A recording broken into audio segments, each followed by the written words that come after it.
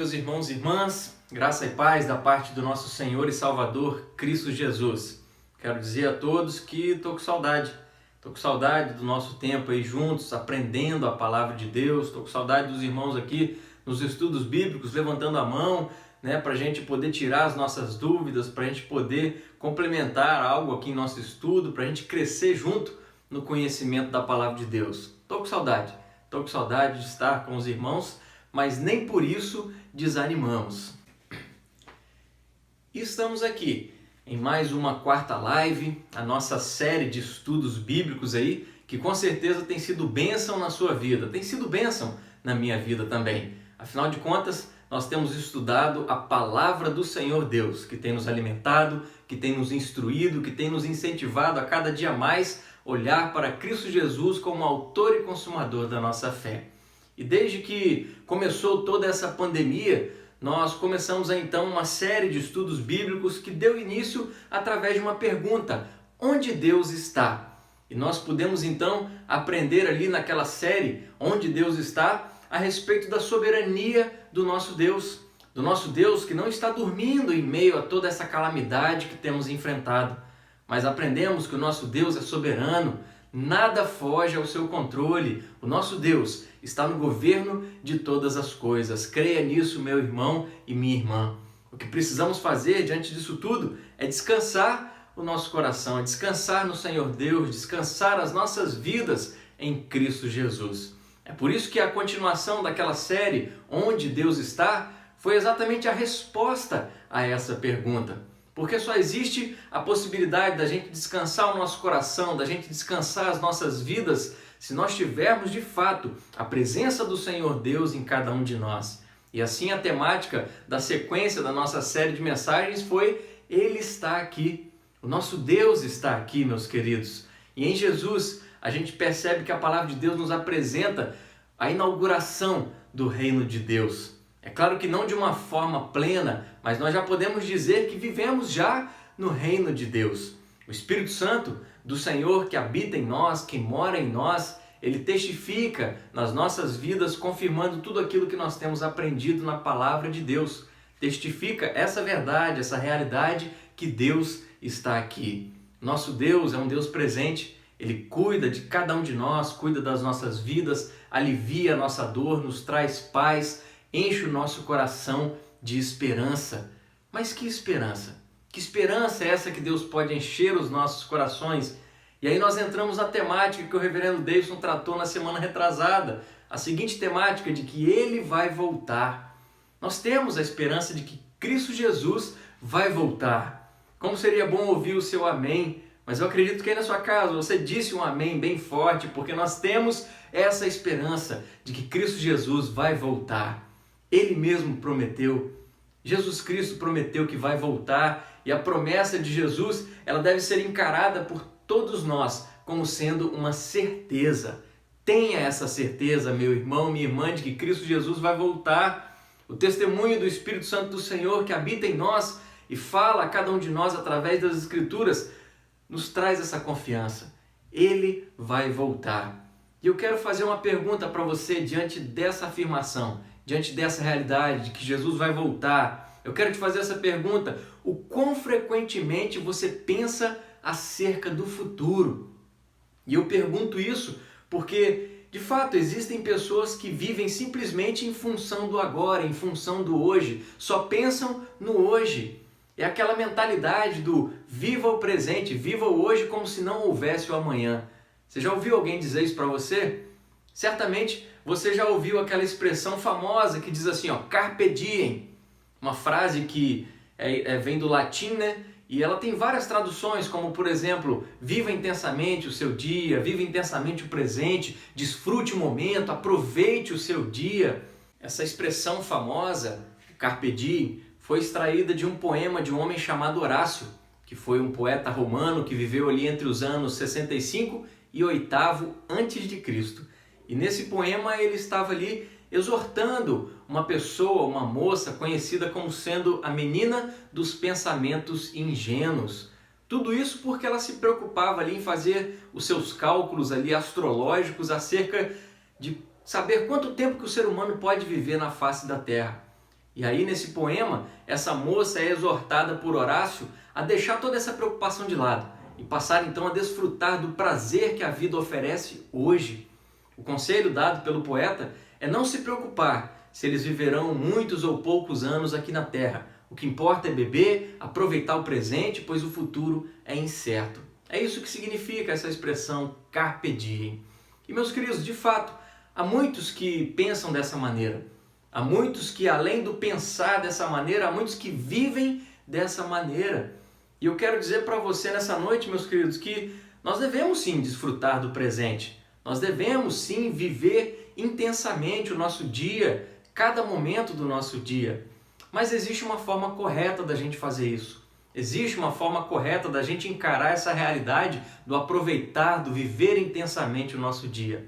Nós sabemos que Cristo Jesus ensinou que não devemos ficar ansiosos com o amanhã, mas Ele não ensinou que devemos ignorar o amanhã.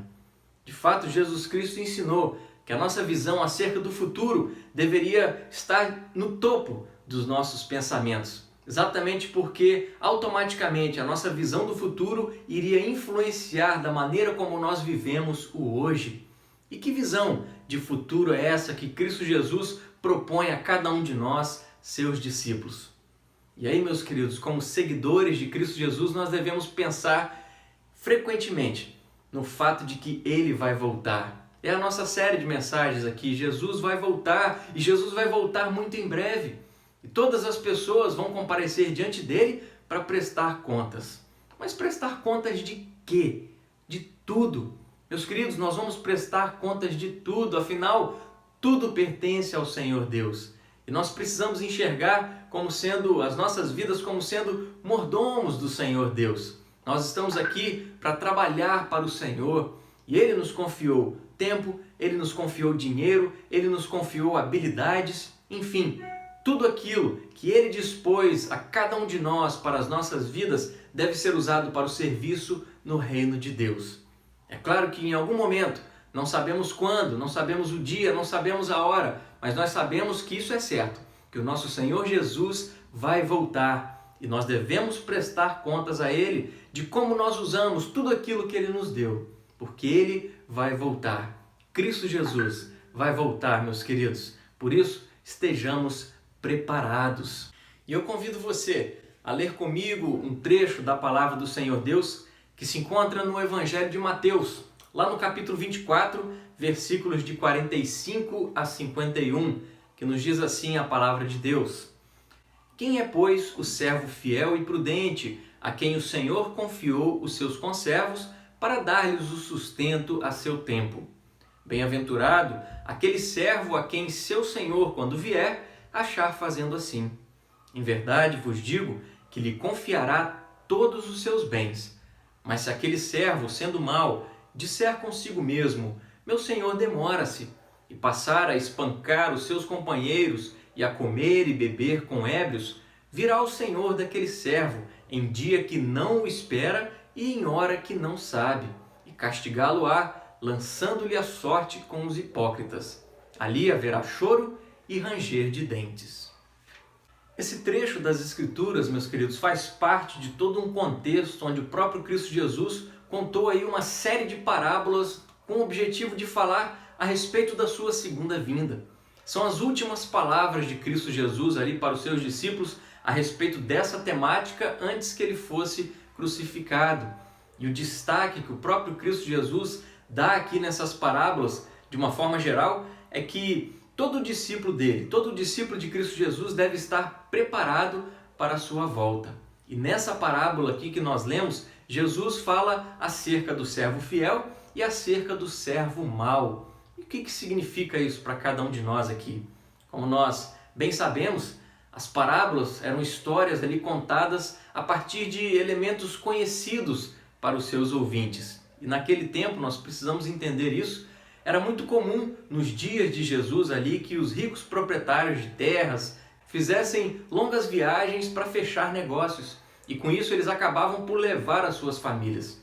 E aí, No meio disso tudo, aquele homem rico, ele estabelecia ali um de seus servos, o principal servo, aquele que era o de maior confiança sua, ele colocava aquele homem encarregado de todos os seus bens, mas não apenas dos seus bens, ele colocava aquele servo encarregado também dos seus outros servos. E aí então, quando ele voltasse, quando aquele senhor, quando aquele homem rico voltasse, aquele servo prestaria contas de toda a sua administração ali, enquanto o seu senhor estava fora. E aí Jesus conta essa parábola aqui então, fazendo uma pergunta logo no início, olha no versículo 45. Quem é, pois, o servo fiel e prudente, a quem o Senhor confiou os seus conservos para dar-lhes o sustento a seu tempo? Quem é o servo fiel? Ou, em outras palavras, nós poderíamos dizer, como que é uma pessoa que está preparada para a volta de Cristo Jesus? E a resposta, meus queridos, o próprio Cristo Jesus dá aqui no meio dessa pergunta. Ele mesmo faz a pergunta e nessa pergunta nós temos a resposta.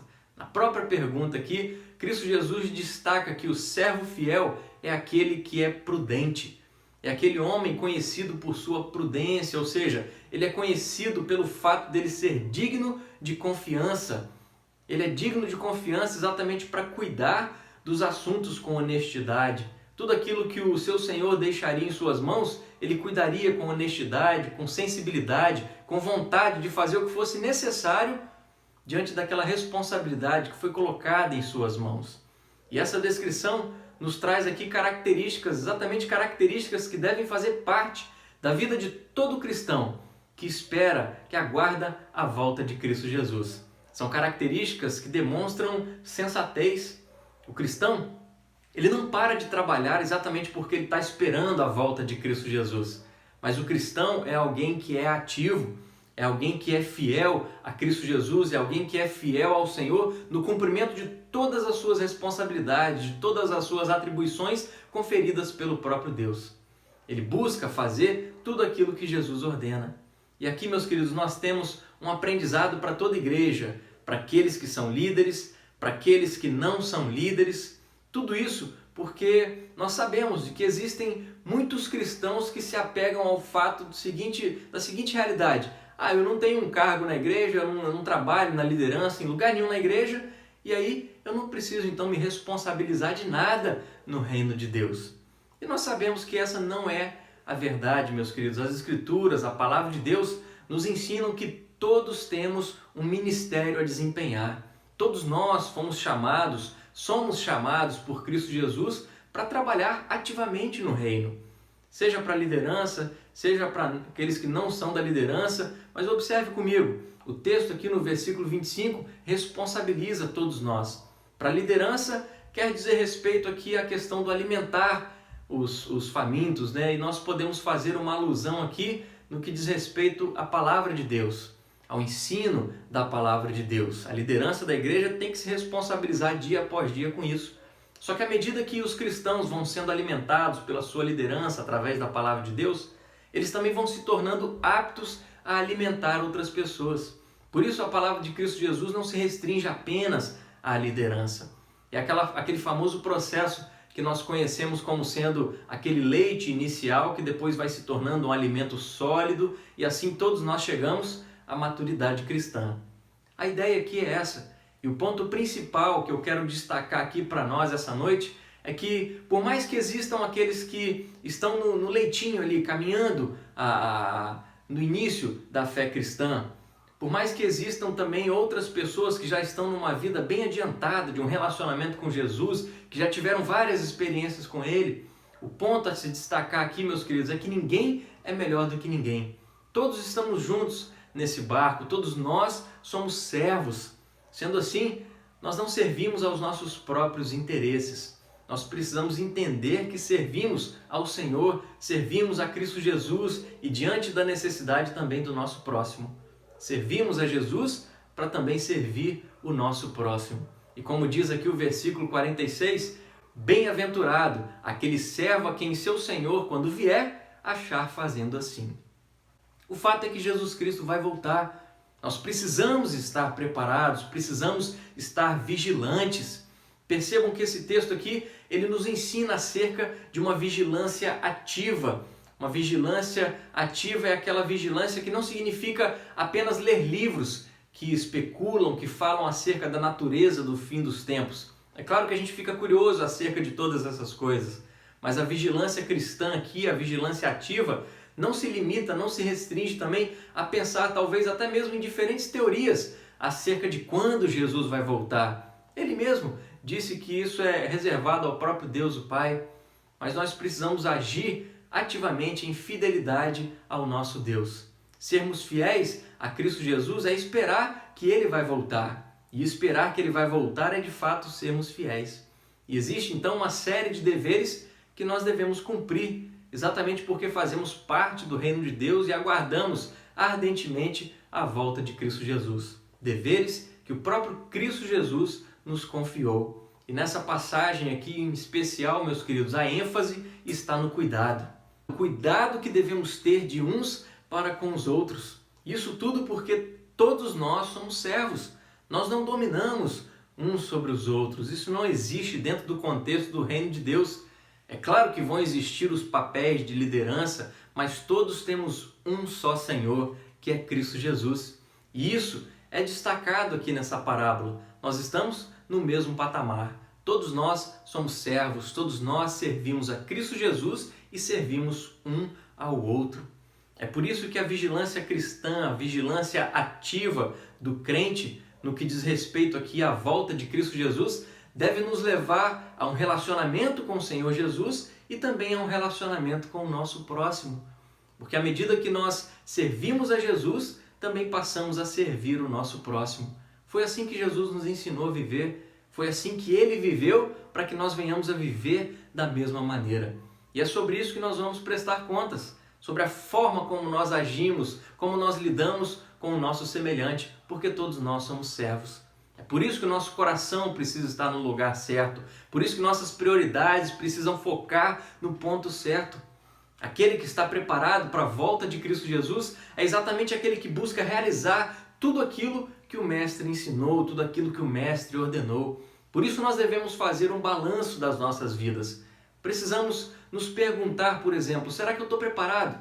Eu estou preparado para a volta de Cristo Jesus? Será que eu tenho sido fiel à lei do Senhor Deus? Será que eu tenho obedecido os mandamentos? Ou será que eu estou mais preocupado com a minha agenda, com aquilo tudo que eu desejo fazer, do que buscar satisfazer a vontade de Deus?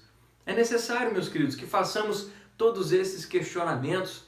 Essas perguntas, elas devem nos levar a uma humildade, uma resposta humilde, uma humildade tal que, a ponto de nós reconhecermos a nossa total dependência do Senhor Deus.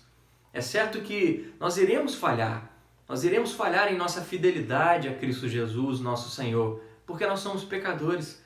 Mas quando nós colocamos diante de Cristo Jesus as nossas vidas como sendo seus servos, Ele nos auxilia, porque Ele está aqui. Nós já sabemos disso, nós já declaramos isso. Ele habita em nós e Ele nos ensina através da Sua palavra, através das Escrituras Sagradas. Ele perdoa as nossas falhas, Ele perdoa os nossos pecados. Ele fez isso na cruz do Calvário e Ele promove em cada um de nós o arrependimento, transformando então as nossas vidas e nos auxilia, nos ajuda a viver dia após dia preparados para a sua volta. O versículo 47 aqui, meus queridos, nos diz acerca de uma recompensa para o servo que é fiel. Ele diz o seguinte: em verdade vos digo que lhe confiará todos os seus bens. E sabe o que isso significa?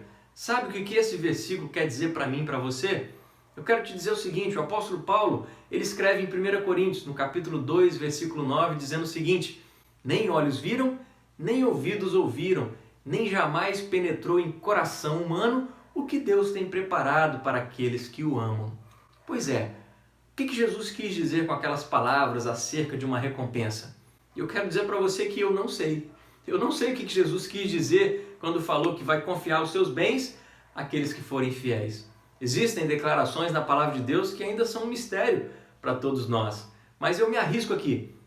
Eu me arrisco em falar uma interpretação pessoal que conforta o meu coração, que tem confortado o meu coração. Eu acredito que Jesus não está falando aqui acerca de bens materiais, mas Ele está falando acerca de si mesmo. Ele é o bem mais precioso que nós possuímos. E quando Ele voltar, nós vamos desfrutar da presença plena de Cristo Jesus. Porque afinal de contas, meus queridos, de que adianta o céu sem Jesus?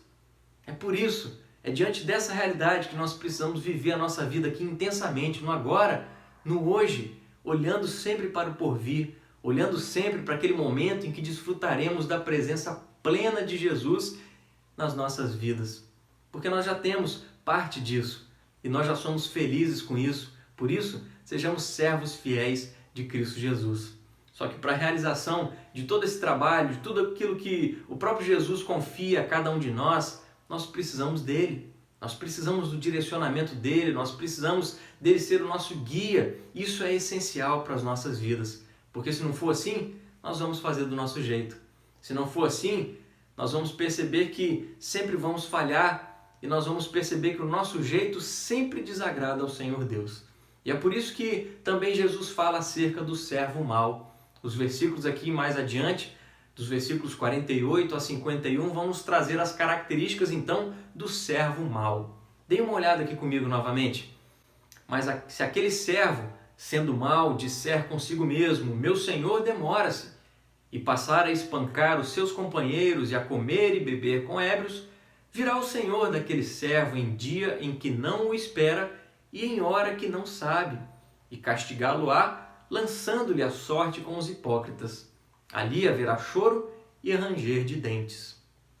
Nós podemos dizer aqui, meus queridos, que o servo mau, aqui nessa parábola, é aquela pessoa que tem características de um cristão nominal. O que significa isso? Aqui Jesus está fazendo uma crítica à hipocrisia religiosa. É alguém que afirma ser um cristão com seus lábios, mas não com as suas atitudes, não com o seu coração. É alguém que, ao viver dessa maneira, definitivamente não está esperando a volta de Cristo Jesus. Ele não aguarda, ele não anseia pela volta de Cristo Jesus. Nós podemos dizer que é alguém até mesmo que vive um relacionamento ali equivocado com o Senhor Deus. É alguém que talvez até demonstre uma obediência, mas uma obediência equivocada. Uma obediência não transmitindo alegria pelo fato de servir a Deus e ao próximo, mas é uma obediência por medo do Senhor Deus. E já que o Senhor dele está demorando, nós começamos a perceber então a revelação aqui de outras características desse servo mau, como por exemplo, ele é apressado, ele quer as coisas sempre no seu tempo. Para ele o amanhã não importa, ele quer tudo agora, ele quer tudo no já. E assim também outras características vão se revelando aqui acerca desse servo mau, desse servo negligente, desse servo apressado. O servo mau, ele passa ali a demonstrar que é totalmente descuidado em relação às coisas nas quais ele está responsável e demonstra também uma arrogância na sua vida. E o versículo 49 vai nos mostrar as ações, as atitudes desse servo. Ele bate nos seus companheiros, ele come e bebe com bêbados, com ébrios, e aqui nós percebemos que ele é claramente alguém que abusa da sua posição. Percebam essa realidade, meus queridos, na vida aqui desse servo mau, porque ao invés de ajudar o seu próximo, ele só causa dano.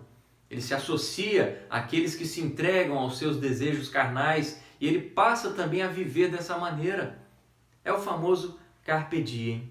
E de acordo aqui com o versículo 50, o que vai acontecer com a vinda, com o retorno do seu mestre? O que vai acontecer com o retorno do seu senhor?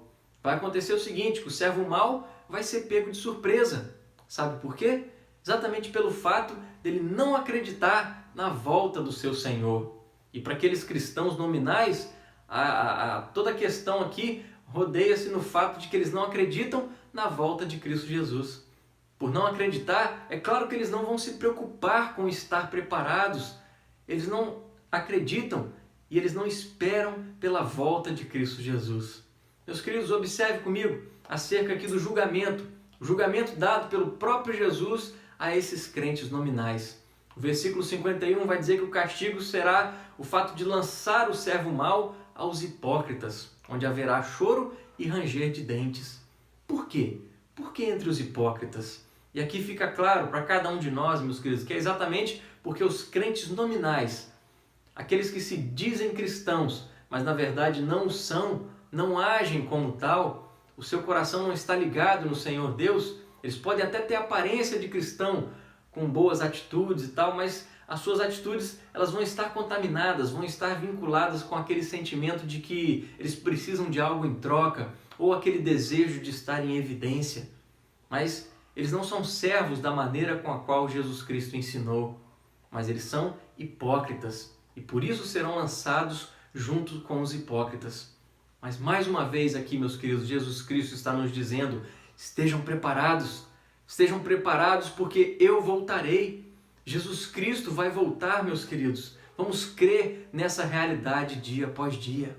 E concluindo, eu quero dizer para você, meu querido irmão, minha querida irmã, que o cristão verdadeiro, ele nunca é pego de surpresa.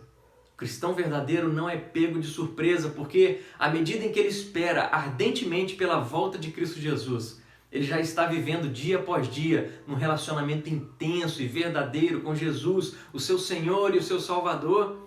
E isso faz com que ele seja um servo obediente, um servo fiel. Isso faz com que ele também sirva ao seu próximo. E assim, meus queridos, a tão esperada volta de Cristo Jesus vai ser o momento mais precioso, vai ser o momento mais feliz de sua vida. Que tenhamos essa firme esperança. E assim que o Senhor Deus nos dê a sua graça de permanecermos fiéis, de nos prepararmos a cada dia para a volta de Cristo Jesus. Nos dê a graça de sermos obedientes, servindo ao Senhor Deus, servindo a Cristo Jesus, servindo o nosso próximo diante de suas necessidades. E assim, anunciando que Cristo Jesus vem, porque Ele vai voltar. Amém? Vamos orar? Pai querido, muito obrigado por essas verdades que foram colocadas diante de nós. Mais uma vez afirmamos aqui que o Senhor vai voltar. O Senhor vai voltar. Por isso, Deus, nos ajude, nos auxilie, permita que nós venhamos a viver vidas santas, vidas que agradem ao Senhor, vidas de um serviço em humildade ao Senhor e ao nosso próximo. Pai querido, que nós sejamos encontrados diante do Senhor como servos fiéis, e para isso tudo nós dependemos do Senhor. Nós sabemos que somos pecadores, sabemos que somos falhos, por isso pedimos a Tua orientação, pedimos a iluminação do Teu Santo Espírito. Venha sondar as nossas mentes, venha sondar as nossas vidas. Tira de nós tudo aquilo que é mal, tudo aquilo que deseja algo em troca do servirmos ao Senhor ou ao nosso próximo. Tira de nós todo aquele desejo do nosso ego aparecer, de queremos sobressair. Não, Deus, não queremos viver dessa maneira, mas queremos viver de uma forma que agrada ao Senhor. Queremos ser encontrados como servos fiéis, porque o que importa para cada um de nós aqui é estarmos diante do Senhor, de ter um relacionamento vivo e verdadeiro contigo, de vermos ao Senhor face a face quando o Senhor voltar e desfrutarmos da sua presença plena. Nós queremos isso, Deus. O céu não é nada sem o Senhor. As ruas de ouro não significam nada sem o Senhor. Todas as riquezas do céu não significam nada sem o Senhor, porque o Senhor é o nosso bem mais precioso. Muito obrigado por essa viva esperança que temos de que o Senhor vai voltar. Nós nos apegamos a isso, nós nos agarramos a essa verdade e queremos anunciar com as nossas vidas essa realidade de que o Senhor vai voltar. Nos abençoe durante essa semana, nos auxilie, que a cada dia mais possamos viver vidas de servos fiéis em nome de Cristo Jesus. Assim oramos, em nome de Cristo Jesus. Amém. Amém, meu irmão, minha irmã, e que Deus nos abençoe.